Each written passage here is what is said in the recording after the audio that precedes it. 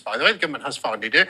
Briefly, schools will have to tell parents if their children either socially transition at school. There is no duty on schools to allow them to socially transition. There is no duty on teachers to use a different pronoun or name for a child. Schools are obliged to maintain single-sex changing rooms, but people who identify as different gender will be able to play with the gender they identify with, but only in non-contact sports. So this has come out today. Samantha, parents have been waiting for ages for this. Has the government, it's a really, really difficult issue. Has the government got the balance right on this? I believe they absolutely have. I think that, as it said, the new parent-first approach is absolutely the key. All too often, I think, especially in recent years, we've seen the government acting as a de facto parent, as we've said many times, the nanny state.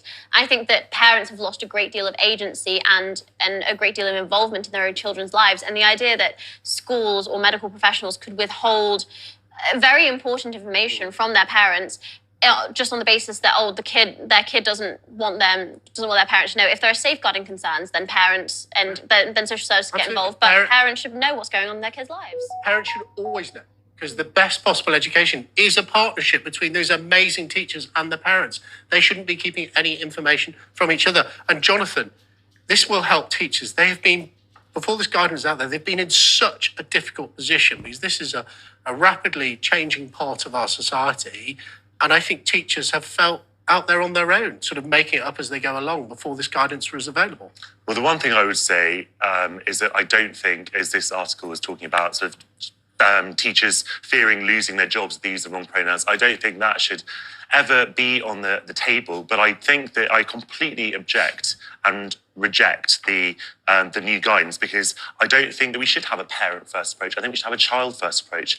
If children want to feel very strongly about this issue, I think it's incumbent upon people to assist that and to encourage them to be who they are. Now, that also, it's dangerous, for one point, if you are, there might be parents at home who aren't as progressive and understanding, and not necessarily they might not have a background of abuse. Let me just pick you up on that there, though, because I think you're absolutely wrong.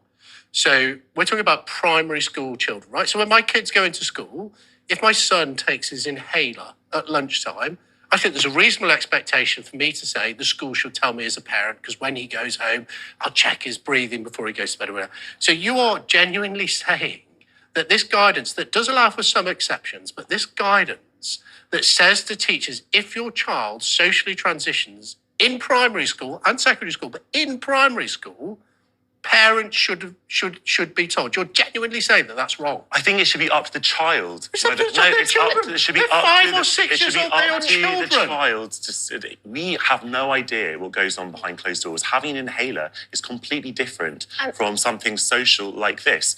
And sorry, just there's a. Can I just interrupt here and say, first of all, I absolutely object to the fact that the idea that a child in a home where there's no social services involvement, etc., would be at harm because their parents aren't progressive enough. If the school or local authorities believe that a child would be at harm based on any social political views that there might be expressed to their parents, then social services should get involved, because that child clearly is not safe in that home. If that isn't the case, then a child should absolutely not be given these mammoth decisions. A child is a child under the Children's Act 1989. A child is a child until they're 18 years of age and haven't been treated as when Samantha, let me just... Yeah. Are you seriously saying that if a 6-year-old child at school wants to socially transition to a different gender and says, don't tell my mum and dad, that those parents shouldn't be told? You can't do that under this guidance. That's why I support it, because it puts parents first. Are you seriously saying that a 6-year-old can make that decision?